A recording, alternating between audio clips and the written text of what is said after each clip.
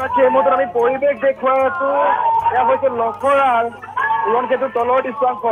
আমি গোটেই ৰাষ্ট্ৰীয় ঘাইপথটো যিহেতু পাৰ কৰি আহিছো, বিশেষকৈ বৰঝাৰ বিমানবন্দৰৰ পৰা এই মুহূৰ্তলৈকে যিখিনি পৰিৱেশ দেখিছো আমি, বিশেষকৈ যিসকল লোক স্বতঃস্ফূৰ্তভাৱে ওলাই আহিছে, লক্ষাধিক লোক, এটাই শব্দ, সকলোৰে মুখে মুখে এটাই শব্দ, জয় জুবিন দা, জয় জুবিন দা আৰু জয় জুবিন দা।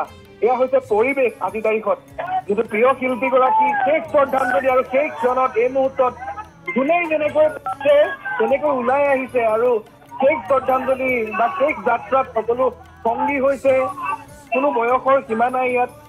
কণ কণ শিশুৰ পৰা আপুনি একেবাৰে বৃদ্ধ ৮০-৯০ বছৰ বয়সৰ লোকলৈকে দেখা পাব। যুৱক যুৱতী, হিন্দু মুছলমান খ্ৰীষ্টান কোনো ধৰ্ম নাই, কোনো জাতি নাই। যোনেই যেনেকৈ পাৰিছে, যোনেই খবৰ পাইছে, সকলো ওলাই আহিছে। উজনিৰ পৰা নামনিলৈ, বৰাকৰ পৰা ব্ৰহ্মপুত্ৰলৈ এক জনসমুদ্ৰ বুলি ক'ব লাগিব। এই মুহূৰ্তত এই পৰিৱেশ আমি দেখুৱাইছো। যিমানেই আমি আগুৱাই গৈছো তেওঁ ঘৰৰ দিশে, সিমানেই আচলতে অধিক আৱেগিক এক ক্ষণ।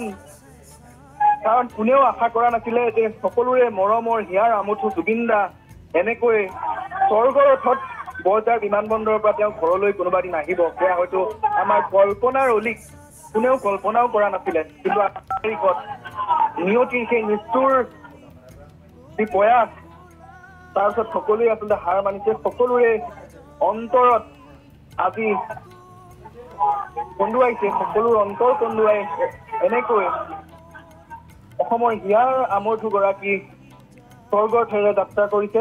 বৰঝাৰ বিমানবন্দৰৰ পৰা তেওঁ কাহিলীপাৰাস্থিত ঘৰৰ অভিমুখে। এই পৰিৱেশ দেখুৱাই গৈছো। সতীৰ্থ ভিডিঅ' জাৰ্নেলিষ্ট মোৰ সৈতে অজয় শৰ্মা আছে। অজয় শৰ্মাই পৰিৱেশ দেখুৱাই আহিছে। কালি নিশাৰ ভাগৰ পৰাই আমি গুৱাহাটীৰ বিভিন্ন পৰিৱেশ দেখুৱাইছিলো, কেনেকৈ নিশাৰ ভাগতো সৰুসজাই ষ্টেডিয়ামৰ বাহিৰত শ শ সমৰ্থকৰ ভিৰ, শ শ যিসকল অনুৰাগী তেওঁলোকৰ ভিৰ, সেয়া আমি দেখুৱাইছিলো। ৰাজপথ চোৱাত কেনেকৈ অগণন লোক নিশাৰ ভাগত বহি ৰৈছিলে, শুই ৰৈছিলে, সেই পৰিৱেশ আমি দেখুৱাইছিলো। তাৰ সমান্তৰালকৈ গুৱাহাটী বিশ্ববিদ্যালয় জুবিন গাৰ্গক এটা নতুন পৰিচয় দিছিলে। জুবিন গাৰ্গৰ যিটো সত্তা, সেই সত্তাটোক জন্ম দিছিলে। সেই গুৱাহাটী বিশ্ববিদ্যালয় কালি খোৱা নাই, উজাগৰে আছে। কেৱল কালি বুলিয়েই নহয়, ঘটনাটো যিদিনা সংঘটিত হৈছে সেইদিনাৰ নিশাও অসমবাসী খোৱা নাই, ৰাজ্যবাসী খোৱা নাই, সকলো সাৰে আছে। আৰু কালিৰ নিশাও আমি সেই একেই ছবি দেখিবলৈ পালো, একেই পৰিৱেশ দেখিবলৈ পালো। এতিয়াও অজস্ৰ লোক, অজস্ৰ গুণমুগ্ধ, হাজাৰজন ওলাই আহিছে।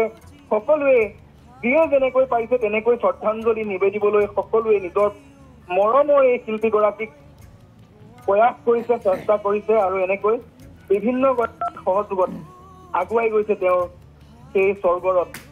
যিখন স্বৰ্গৰথত তেওঁৰ পত্নী আছে, মন্ত্ৰী বিমল বৰা আছে। আমি সেই পৰিৱেশ দেখুৱাই যাবলৈ যত্ন কৰিছো এই মুহূৰ্তত। হয়, নিশ্চিতভাৱে আমি সেই পৰিৱেশ আপোনালোকক দেখুৱাইছো।